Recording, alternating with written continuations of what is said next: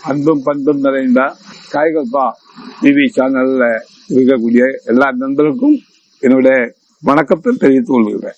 என்னுடைய எண்ணங்கள் இன்னைக்கு இந்தியாவில் எடுத்துக்கிட்டா எல்லோருமே நோயாளியாப்பா இருக்கிறாங்க தவிர அவங்களுக்கு மனசுக்கு ஆனந்தம் கிடைக்கிறது இல்லை. ஒரு மனிதனாக வாழும் போது உண்மையான ஆனந்தத்தோட வாழ்ந்தாத்தான் அவன் மனிதனாக வாழ்ந்ததுக்கு அர்த்தம். அந்த அர்த்தம் இல்லாமல் இன்னைக்கு ஏதாவது முறையில பல பொருள்களை சாப்பிட்டு அந்த இதுகளினால வறுமையினால பல பொருள்களை சாப்பிட வேண்டிய கட்டாயம் வந்து விடுது. அதனால அவன் நோயை அடையிறாங்க. எப்படி இந்த நோயை காப்பாற்ற முடியும் அப்படின்ற நோக்கம் என் மனசுல, ஏன்னா இந்தியாவில எல்லா தொகுதியிலும் உள்ள வைத்தியர்களுக்கும் எனக்கு பழக்கம் இருக்கு. எல்லா ஸ்டேட்ல உள்ள 18 ஸ்டேட்லயும் போய் 18 ஸ்டேட்ல உள்ள வைத்தியர்களும் பழகி அந்தந்த ஊர்ல எப்படி செய்யறாங்க, ஒவ்வொரு நோய்க்கும் என்ன மருந்து கொடுக்கறாங்க அப்படின்றதுதான் அந்த நோக்கத்தை வச்சு எல்லார்கிட்டையும் பேசி எனக்கு ஒரு ஐடியா, பல பேருகிட்ட கேட்டு ஐடியா கிடைச்சிச்சு. அந்த ஐடியா கிடைச்சதுனால அதை வச்சு நானு காய்கல்ப சூரணம் அப்படின்னு ஒரு சூரணம் தயார் பண்றோம். அந்த காய்கல்ப சூரணம் தயார் பண்ணக்கூடிய காரணங்கள் மனித நோய் இல்லாம வாழணும், அதான் என்னுடைய எண்ணம். வயசானவங்களுக்கு சுத்தமா நோய் இருக்கக்கூடாது. வயசாயிட்டா அவன் இன்றைக்கு பார்க்க போனா எந்த ஏரியாவில் போனாலும் சரி, வயசானவங்களுக்கு பாதுகாப்பு கம்மி.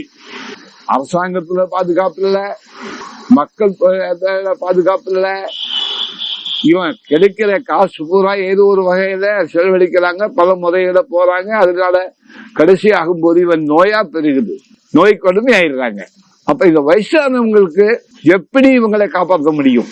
அவங்களுக்கு நல்ல சாப்பாடு கொடுக்கணும், அவங்களுக்கு வேண்டியதை செய்யணும் அப்படின்ற ஒரு நோக்கம் என் மனசுல நிறைஞ்சு நிக்குது. அதாவது நல்லது செய்யணும். நானே சாக போற நேரத்துல ஏதோ 10 பேருக்கு நல்ல குணத்தை செஞ்சு நோய் நொடி இல்லாம காப்பாத்தி அந்த எண்ணத்தோட நான் பலவித உங்களுக்கு இறைவனால் என்று சொல்லலாம், கடவுள் என்று சொல்லலாம், ஆனால் இயற்கை என்று சொல்லலாம். இயற்கை அமையக்கூடிய நிறைய மருந்துகள் எல்லா இடத்துலயும் இருக்கு. சொல்ல போனா இன்னைக்கு நம்ம வாய்க்காடு பக்கம் போனா இந்த வாய்க்காட்டுல வல்லாரை, அப்புறம் வல்லாரை கூட்டத்துல துத்தின்னு சொல்லக்கூடிய ஒரு முதுகு இருக்கு. துத்தி அது இந்த ரோட்டு வாரத்துல நிறைய நிக்கும். அந்த மூலிகை இப்படிப்பட்ட பச்சில மூலிகைகள் உங்களுக்கு ரொம்ப சுலபமா கிடைக்கக்கூடிய மருந்துன்னு சொன்னா வயதுல விளையக்கூடிய வல்லாரை, அதே எல்லா வயதுகள்ல இருக்கு. இந்த வல்லாரை ஒண்ணு, அப்புறம் நம்ம துத்தின்னு சொல்லக்கூடிய இன்னொரு மருந்து ஏதாவது ரோட்டு வாரத்துல எங்க பார்த்தாலும் நிக்கும். துத்தி ரொம்ப ஈஸியா கிடைக்கும். அதை விட தானிக்காய் கடையில வாங்கிக்கலாம், தானிக்காய் கடையில வாங்கலாம். அதோட சேர்ந்து இந்த ஓமம் கடையில வாங்கிக்கலாம், ஓமம். அதோட சேர்ந்து ஜீரகம் அது கடையில வாங்கிக்கலாம், ஜீரகம் கடையில கிடைக்கும். இதோட கொஞ்சம் மஞ்சள் தூள், அதை விட மிளகு, இப்படி கொஞ்சம் இஞ்சி, கருவேப்பிலை, வெள்ளை பூண்டு 2 அள்ளி வெள்ளை பூண்டு, இப்படி பொருட்களை நம்ம எடுத்து கொண்டு கஞ்சி தண்ணியிலையோ மோர்லயோ பாலிலையோ கலந்து சாப்பிடலாம். இப்படி ஏதோ ஒரு முறையில நீங்க சாப்பிட்டு தினமும் சாப்பிட்டு வந்தால் உடம்புல வரக்கூடிய நோயை தடுக்கலாம். ஏன்னா வெள்ளரிக்குன்னு சொல்லக்கூடிய மருந்து எல்லா வயல் பக்கத்துலயும் தண்ணி ஓடக்கூடிய ஓரங்கள்லயும் வெள்ளரிக்கு கிடைக்கும். இந்த வெள்ளரிக்கை சேர்த்து சாப்பிடும் போது உள்ள விஷாம்சத்தை, நம்ம சாப்பிடக்கூடிய சாப்பாடுல இருக்கக்கூடிய விஷாம்சத்தை அதை கலந்து சாப்பிட்டு வரும்போது அதை விஷாம்சத்தை அழிக்கும். அதுக்கு பவர் உண்டு.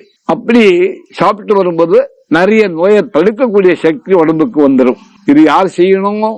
நீங்க எல்லா பக்கத்துலயும் கிடைக்கக்கூடிய பொருள் தான், ஒன்னும் பெரிய எல்லாம் கொஞ்சம் கொஞ்சம் கொண்டு வந்தா போகும். கடையில வாங்கும்போது ஒவ்வொரு பொருளும் 100 கிராம் வாங்கிக்கணும். கீரை ஒரு 100 கிராம், அடை ஒரு 50 கிராம், மிளகு ஒரு 50 கிராம், வெள்ளை பூண்டு ஒரு 2 பல்லு, கருவேப்பிலை அன்றாடு உள்ளதை எடுத்துக்கலாம். இப்படி எல்லாம் கலந்து நம்ம சாப்பிட்டு வந்தால், அதுக்கு முடிந்தால் நீங்க நோய் வராமல் தடுக்கலாம். அதாவது இயற்கையான பொருட்கள் தான் இது எல்லாமே, ஒன்னும் செயற்கை கிடையாது. இயற்கையான சாப்பாடு சாப்பிட்டு வரும்போது இயற்கையான சாப்பாடே நம்ம சாப்பிட வேண்டும்.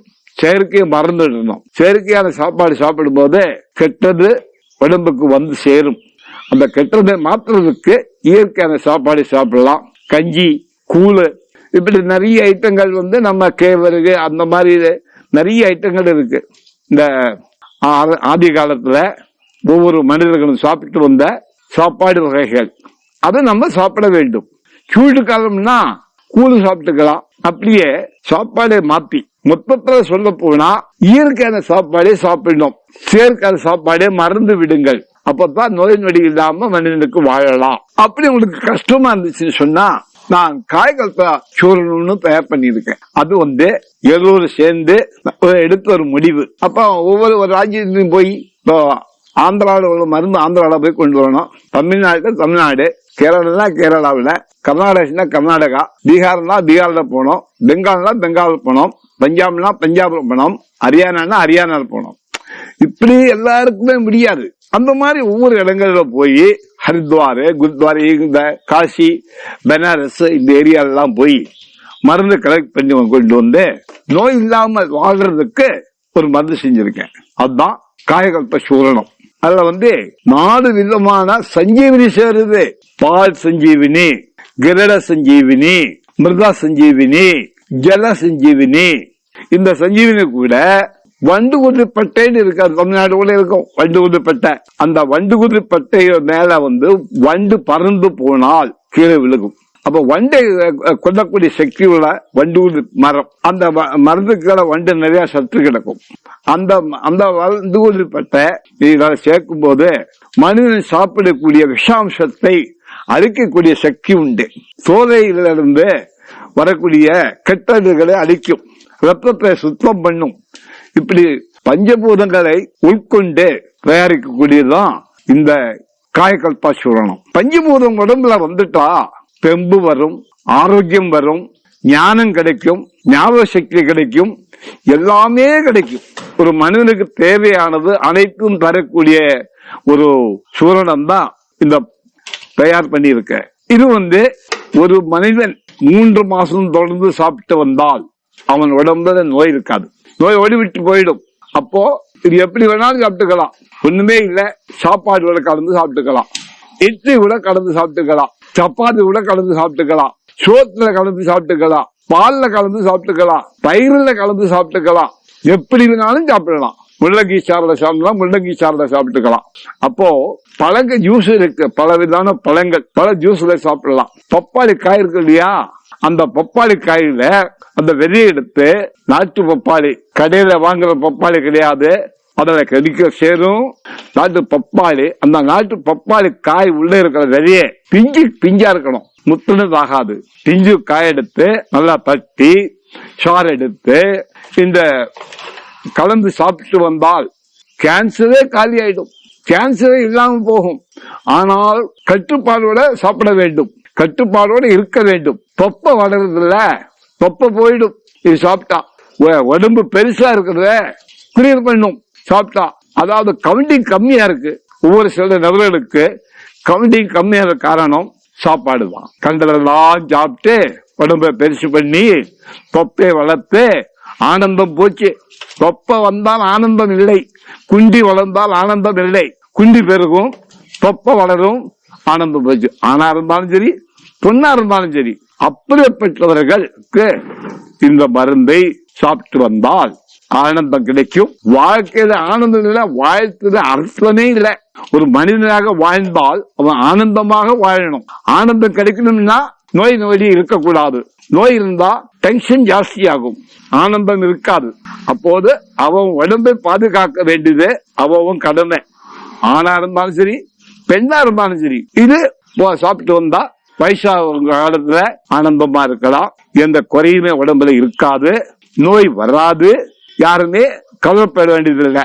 இதுல அப்படி இல்லைன்னு சொன்னா உடம்பு கெட்டு போய் உடம்பு குட்டிச்சோராகி நோய் நொடி வந்து யாருக்குமே தேவையில்லாத உடம்பா மாறும். அவன் யாருக்குமே தேவையில்லாதவனா போகும், இந்த நாட்டுக்கு துரோகம் செஞ்சவனா மாறும். ஏன்னா பக்கத்துல போடா படி போடான்னு சொல்லக்கூடிய அளவுக்கு உடம்புல நோயா மாறும். இதை தடுக்க இந்த காயகல்பா சூரணம் செஞ்சிருக்க. எல்லோருக்கும் காயகல்பா டிவி சேனல் உள்ள நண்பர்களுக்கு வணக்கத்தை தெரிவித்துக் கொள்றேன்.